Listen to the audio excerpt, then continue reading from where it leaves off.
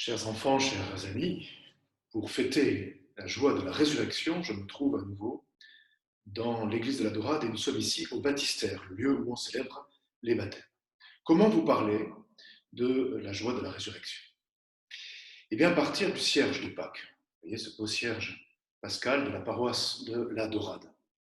Et pendant la veillée de Pâques, pour fêter la résurrection, le Seigneur est représenté, symbolisé par ce cierge.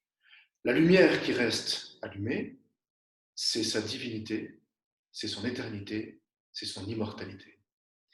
Et au début de la célébration, le prêtre va graver symboliquement avec son pouce les dessins qui sont sur ce cierge.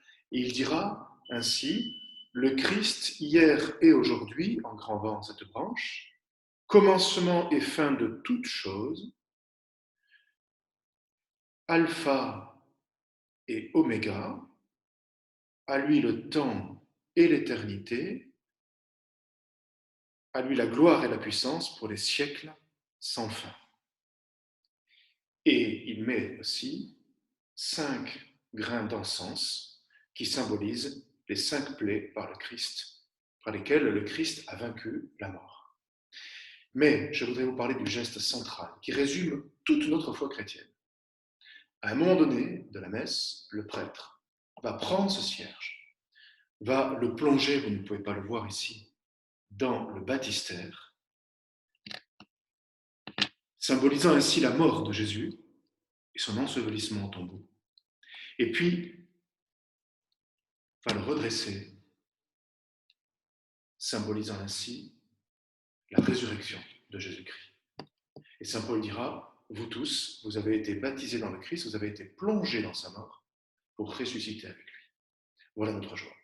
Jésus est ressuscité et il est la cause de notre propre résurrection à venir. Alors, comment faire pour être dans la joie de Pâques en ce temps de crise et d'épidémie? Ça me rappelle la phrase d'un écrivain français, je ne sais plus si c'est Claudel, Peggy ou Bernanos, je ne sais plus, qui se posait la question suivante, à la messe: dois-je être heureux, joyeux ou triste? Eh bien, les deux.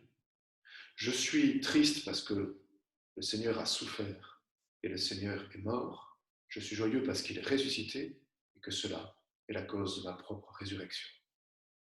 Oui, nous savons que nous n'avons pas mis toute notre espérance dans ce monde aussi. Nous aimons ce monde, nous aimons la vie, mais nous avons mis notre espérance dans les mains du Christ Jésus, dans la vie éternelle. Et ça, personne ne peut nous l'enlever, personne ne peut nous la détruire, seul le péché. Mais si nous sommes fidèles au Christ, alors cette joie, elle est là, c'est la certitude de la vie éternelle pour chacun, chacune d'entre nous.